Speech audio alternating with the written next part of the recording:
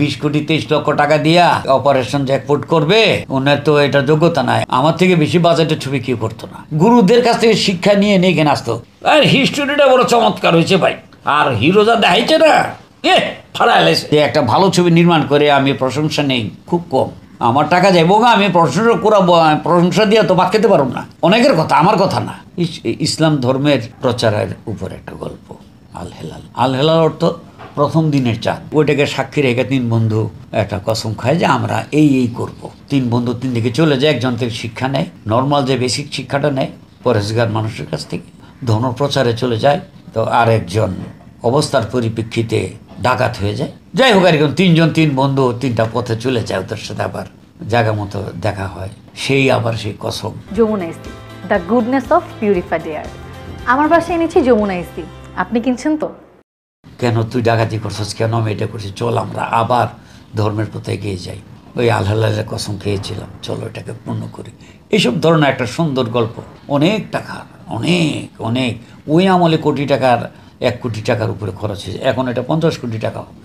ওই যে আমাকে বললো একজন যে 20 কোটি 23 লক্ষ টাকা দিয়া ওই অপারেশন জ্যাকপট করবে, ওনার তো এটা যোগ্যতা নাই। আমি তো আগে 1 কোটি 10 লক্ষ টাকা দিয়ে আল হেলাল বানিয়েছিলাম।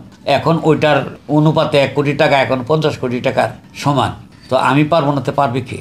বিগ বাজেটের ছবি আমাদের দেশে আর কে পারবে? ছিল নাই। ইবনে মিজান সাহেব করতেন, আমি করতাম। আমার থেকে বেশি বাজেটের ছবি কেউ করতো না। আমাদের সময়ের থেকে আরও আগের থেকে গুরুদের কাছ থেকে শিক্ষা নিয়ে একজন পরিচালকের অ্যাসিস্ট্যান্ট, সেই অ্যাসিস্ট্যান্টটা পরিচালক হলো তার গুরু। তাদের সাথে কাজ করতে করতে করতে করতে যখন পরিচালক হয়, শিক্ষা নিয়ে তাদের জ্ঞানটা নিয়ে চলচ্চিত্র নির্মাণ করে। গুরুদের কাছ থেকে শিক্ষা নিয়ে এখানে আসতো। এখন তুমি দেখাও যারা চলচ্চিত্র বানায়, ইনস্টিটিউট থেকে পাশ করে আসছে কয়েকজন, দেখলাম ওটা তো কিছুই না। অটোমেটিক লেখাপড়া করতে করতে যে জ্ঞানটা অর্জন করে সেটা দেওয়া হয়। চলচ্চিত্র এমন একটা মাধ্যম, শিখে কিছু হয় না, প্র্যাকটিক্যাল ওয়ার্কে যেতে হবে। কাগজপত্রকে একটা ডায়লগ আছে, আমি তোমাকে এখান থেকে বের করে দিচ্ছি, চলে যাও। আর যদি কোনোদিন তোমাকে দেখি তাহলে আমি তোমাকে গুলি করে মেরে ফেলবো।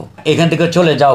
কম্পোজিট শটে লেখলাম শট নাম্বার 1, তারপরে লিখলাম ক্লোজে করতে চলে যাও এখান থেকে, নয়তো আমি তোকে গুলি করে মারবো। তারপর গুলি করে মারার তার একটা প্রতিক্রিয়া রিয়েকশন ক্লোজে নিলাম। এটা শর্ট ডিভিশনটা করলাম। কোন ধরনের সিকোয়েন্সটা কিভাবে আমি ডিভিশনটা করব, সেটা আমি যদি সেখানে না দাঁড়াইয়ে দেখলে যে আমার এক্সপিরিয়েন্সটা হবে, বইয়ে সেটা আসবে না। চলচ্চিত্রের শিক্ষার ওটার পরও এসে প্র্যাকটিক্যালে থাকতে হবে।